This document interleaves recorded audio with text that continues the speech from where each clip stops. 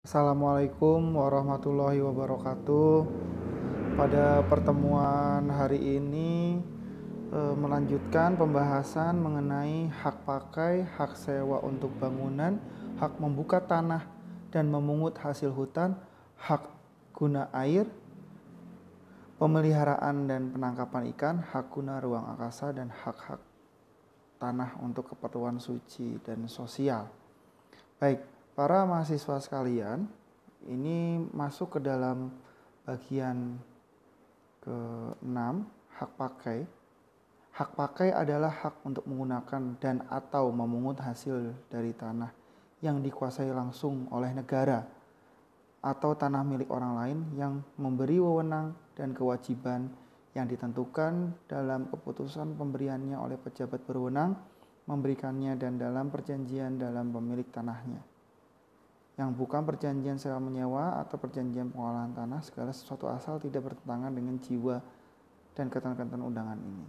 Nah, hak pakai ini artinya dapat diberikan selama jangka waktu tertentu dalam tanahnya digunakan untuk keperluan tertentu atau dengan cuma-cuma dengan pembayaran atau pemberian jasa berupa apapun. Pemberian hak pakai tidak boleh disertai syarat-syarat mengandung unsur-unsur pemerasan. Nah, ini untuk diperhatikan bahwa mengenai hak pakai ini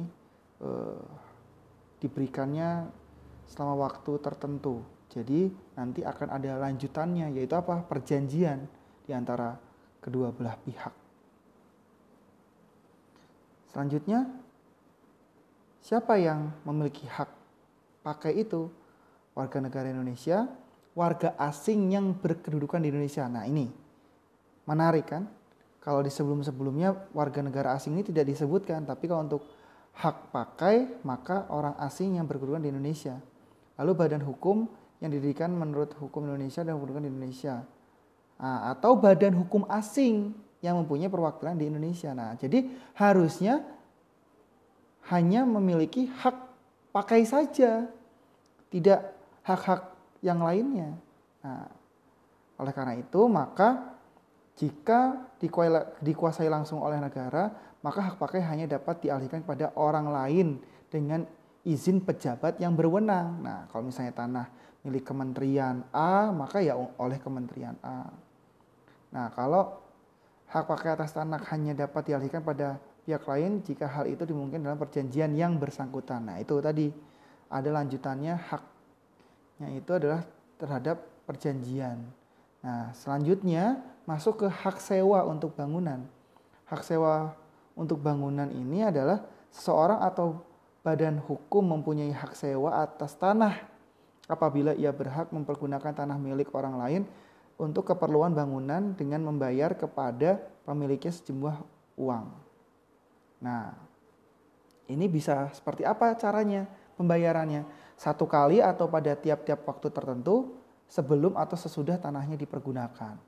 Nah, perjanjian sewa, ya, sewa tanah yang dimaksudkan dalam pasal ini tidak boleh disertai dengan syarat-syarat unsur pemerasan.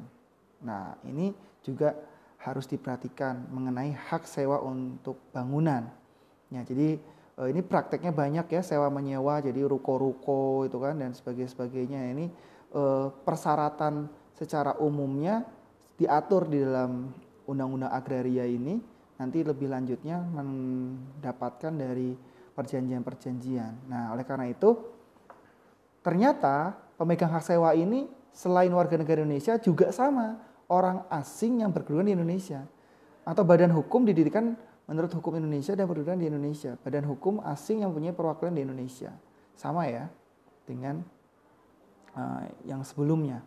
Nah, selanjutnya adalah hak membuka tanah dan memungut hasil hutan. Nah, ini biasanya nanti berkaitan dengan hukum adat ya.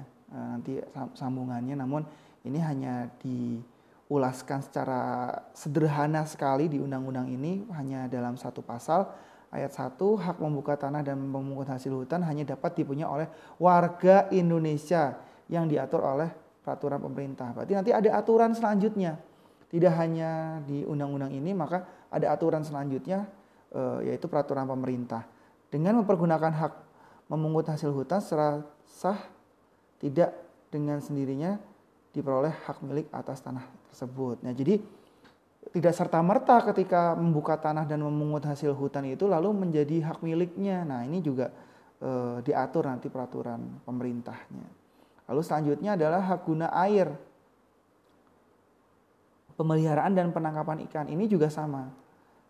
Ini hak memperoleh air untuk keperluan tertentu dan atau mengalirkan air itu di atas tanah orang lain. Nah, ini juga mendapatkan izin dan ini juga sebenarnya mendekati fungsi sosial ya.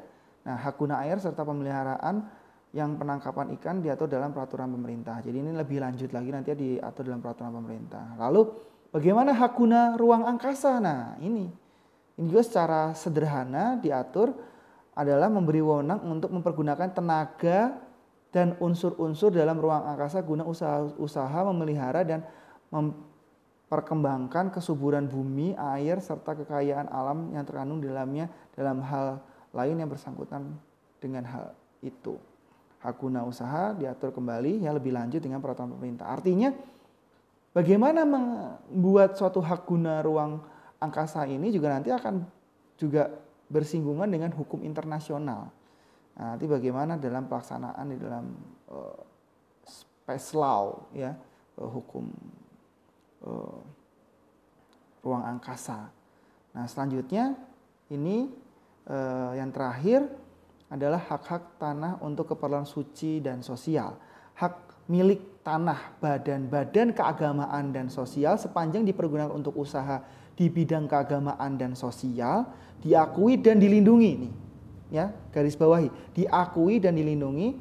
Badan-badan tersebut dijamin pula akan memperoleh tanah yang cukup untuk bangunan dan usaha dalam bidang keagamaan dan sosial. Untuk keperluan peribadatan dan keperluan suci lainnya sebagaimana maksud dalam pasal 14 dapat diberikan tanah yang dikuasai langsung oleh negara dengan hak pakai ya. Namun kalau perkembangannya kan ini perwakafan ya. Nah, ini perwakafan dilindungi dan diatur oleh peraturan pemerintah. Nah, ini yang sebenarnya sering dipakai yang ayat ketiga ya. Jadi biasanya untuk peribadatan ya, sosial untuk keperluan suci ini itu dari tanah-tanah wakaf. Nah, ini yang juga menjadi perhatian bagi mahasiswa. Jadi mengenai hak-hak di dalam agraria sudah disampaikan dalam pertemuan kali ini ya, di dalam Undang-Undang Republik Indonesia Nomor 5 Tahun 1960 tentang Peraturan Dasar Pokok-pokok Agraria. Ya, dan ini adalah pembahasan di dalam hak-hak yang memang lebih singkat, namun diatur lebih lanjut dalam peraturan pemerintah. Demikian, terima kasih. Wassalamualaikum warahmatullahi wabarakatuh.